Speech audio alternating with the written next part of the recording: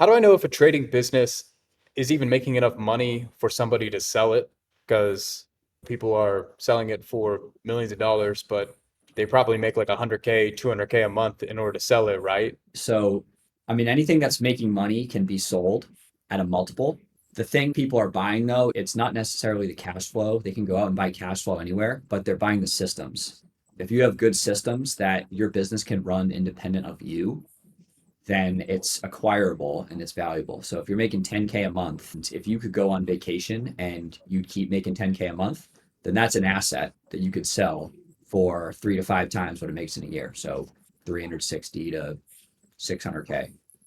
Oh, wow. Okay. Annual earnings times 3 to 5. Okay. So what if I have a business that does 30 a month, but it's not MRR? I know a lot of investors want MRR, they want that recurring, and I just don't know if I'm worthy yet. It's not that investors need MRR. MRR makes investors feel safe and secure that there's going to be money coming in every month. If you can show that your systems produce predictable revenue, either by having MRR or by being able to show that your systems are reliable, it's basically the same thing. MRR guarantees revenue coming in month over month. So it makes an investor know that there's less risk in the deal. So let's say I don't have MRR right now, and I just have payment plans for all of the high ticket clients that I've brought into my trading, my financial real estate education business. Is a way for me to increase multiple to launch a software company, does that actually work and does that affect the multiple a ton? It doesn't affect the multiple unless the software is a standalone entity. If software is your way of making your business stickier, I'd say don't bother, don't spend the money building a whole software because at the end of the day, you want to be able to show that people pay for what you have month over month. And it doesn't matter how people are paying for it, it just matters that they are. So if you launch a software and it helps your retention, then yeah, sure, do it. But if you're just launching a software to appeal to buyers, then I probably think twice about that. How long do I have to be in business to be sellable? Was that the question? If you have 12 months of income history, and especially if you can show growth over 12 months, that's an asset. I think a lot of times people think you need 3 to 5, 10 years of income history to be a sellable asset.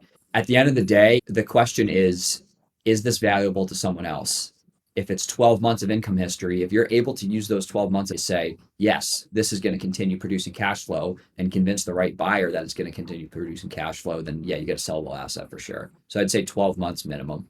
In the traditional business space, people are buying businesses with seller finance, and it's a component within capital. The seller themselves lends out money to the person to buy their business, and they pay it off over 5 months or 5 years.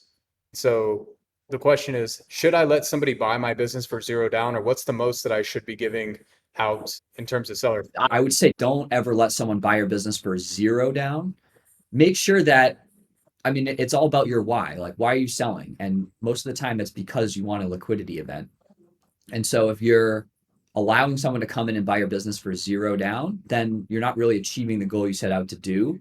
And you're assuming all of the risk in the deal. If a serious buyer wants to come to the table and negotiate with you, they should expect to share the risk with you instead of just asking you to take all the risks. If a buyer wants to put down some amount and then have some amount be seller financing, we can get into the terms of seller financing to make sure that those are payments that are likely to continue coming in. Whatever you're comfortable with, just make sure that the down payment is something that's significant to you to convince you to sell your business. Now, if you're making 100K a month in profit on your trading business and someone offers to give you 50K down and then 2 million over 5 years based on the business performance, then that's probably not a good deal.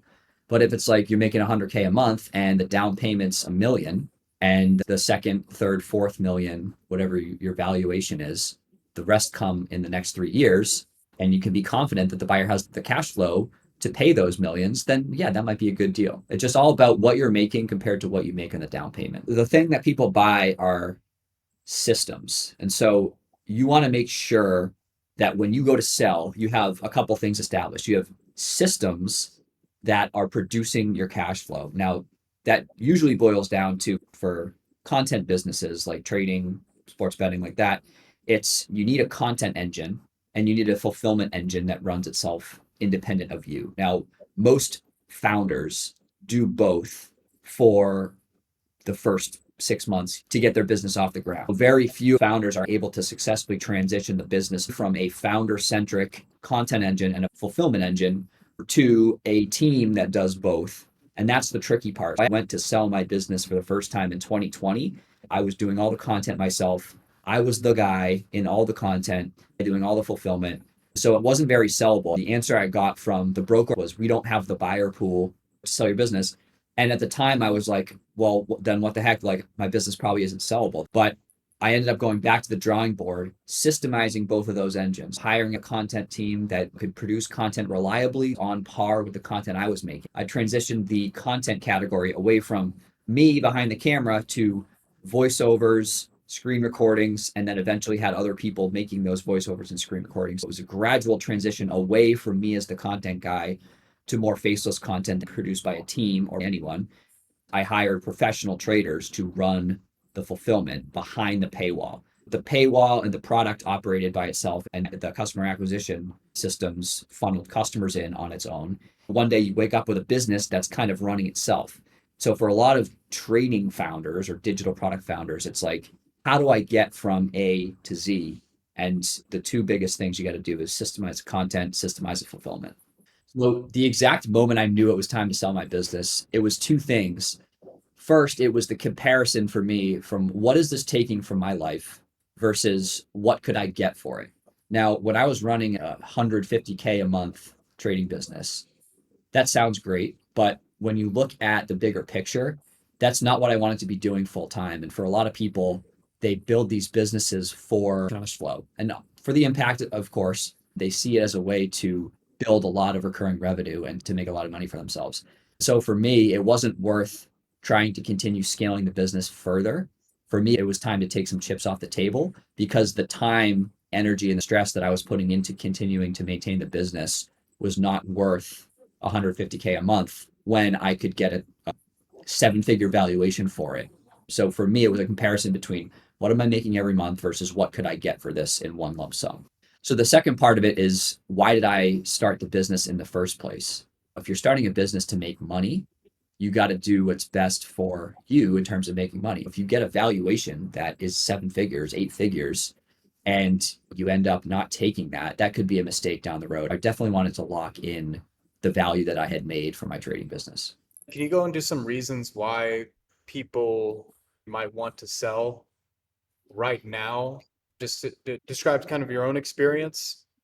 I was talking to my girlfriend about this last night. So, like, why do you want to make money in the first place? And for me, it was being an engineer in a manhole, like literally inspecting manholes, when I was sold this dream of, you're going to get a great job, you're going to get paid a ton of money, you're going to be able to do whatever you want with your life. And then you graduate college with six figures in debt, and you're like, this is literally what it is. I feel like I've been scammed. The whole reason we start these businesses in the first place is to get out of that matrix and do something that theoretically produces an infinite cash flow. For me, the reason I got into business, into trading, was to make money for myself. I see it as providing for my 30-year-old self when I was 23, 24. I wanted to make sure that the second half of my life was as easy as possible. I didn't care about having a hard 3 to 5 years. Like, that's fine. Front load life, and then, hopefully you can do whatever you want in your 30s. The period at the end of that sentence was getting a seven-figure exit. And so that was the plan all along. That was the plan from day one. And so, when that day came, it would have been stupid of me to not take the money. I think one of the objections I get is people don't know what they're going to do. Exiting sounds great, but they really don't know what else they do after they'd sell their business. There's not like another project that excites them or is enthusiastic. And like, how do you problem solve for that aspect? The answer for traders should be the easiest of all, because you already have the skill. Deploy the money in the market, continue making the returns that attract so many customers to your business, put it into the market, and focus on managing your own personal portfolio. Start a personal hedge fund. Take the 7, 8 figure check you get, put it into your trading account, and grow the crap out of it. For other people, it just comes down to, what's your priority in life? Is your priority raising a family, spending more time with your kids and loved ones? I wasn't spending nearly as much time with my loved ones and friends as I would like when I was running a 6 figure a month trading business. The cherry on top for selling was I get to go and do what I want. Life doesn't have to be about what's my next work. I know a lot of people like to always have a project, but it doesn't have to be about what's my next work. What am I working on next? It can be about what do I enjoy and why am I doing this in the first place? An honest assessment of yourself. And if you're just doing this to stay busy to, or maybe the real fear is that you don't think you could actually sell. That's just an excuse. You don't know what you're going to do afterwards.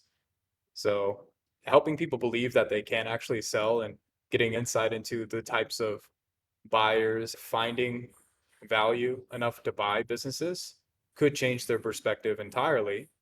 Can you tell us about these buyer personas, these different types of So entities that are scoping out trading education offers? You can talk about trading education offers and then we can talk about the other ones as well. yeah, so the types of people buying trading education businesses and businesses you'll find on WAP, like sports betting businesses, it's a lot of search funds. People with finance background, they want to find some business to acquire that has cash flow around an area of expertise they have. Another business, a trading business just like mine, sold in parallel to me. I actually had a bid from the company that bought this other trading company. I won't mention it. It was out of the UK, but they got bought for 2 million. They were bidding on my company as well, and so they ended up buying another one. Most of these buyer personas are search funds that are run by a few guys that have a finance background that want to buy cash flow. There's also, you can also see strategic buyers buying up these sometimes companies like Market Watch. I'm not saying they're specifically acquiring, but companies in the finance space that want to start acquiring a MRR based product to tack on the back of their huge audiences. That's like a strategic buyer. So strategic buyers can be good buyers as well. But in general, it's search funds and strategic buyers, I'd say, are the two most common. You're not really going to find institutional buyers looking for training education companies. E-commerce businesses are half of what I deal with as helping sellers because I think it's the most common business that people own. There are big entities out there that just buy up these e-commerce businesses. They have huge budgets and they'll just throw cash at these businesses. Their approach is we're going to buy 15 of them. Two of them are going to be moonshots. Five of them are going to go to zero. And then the remaining eight are just going to do what they have been doing. That's profitable to them.